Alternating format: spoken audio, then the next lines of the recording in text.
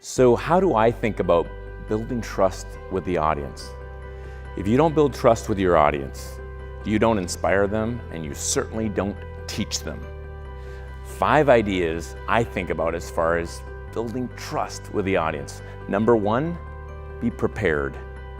The key to lowering stress before stage and on the stage is be prepared.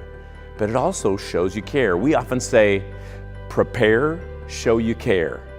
If you don't prepare, think of a speaker that gets up and says, well, I didn't have much time to work on this, so I'm kind of, well, what does that say?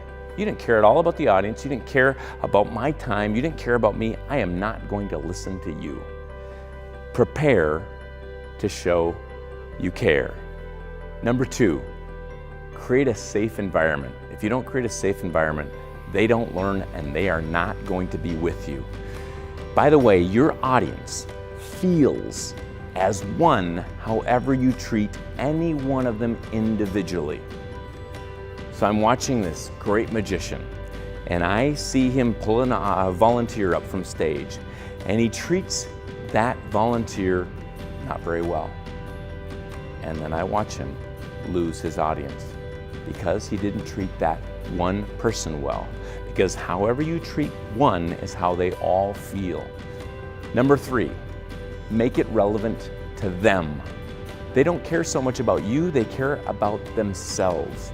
This is why the most motivating idea is not usually from some great motivational speaker that climbed Mount Everest, because your audience isn't going to do that.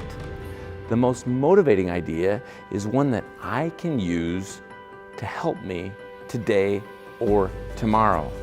Make it relevant to them. Always be asking, what this means for you is, what this means for me is, what this means for us is, we can do this with this, or this with that, to help us change our situation for the better. Number 4, in this attention span deprived culture, you and I have got to be engaging.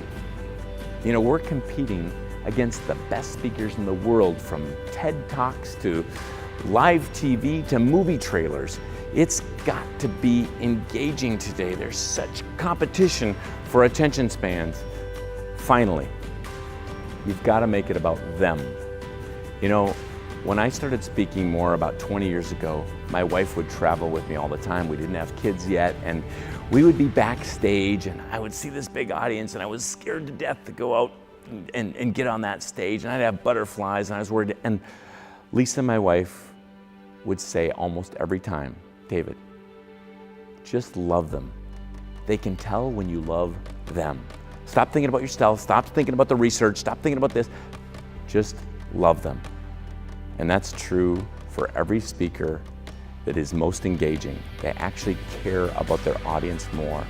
I still try to go back into that framework every time I get on the platform. Just love them. They can tell, even if you're imperfect, if you love them.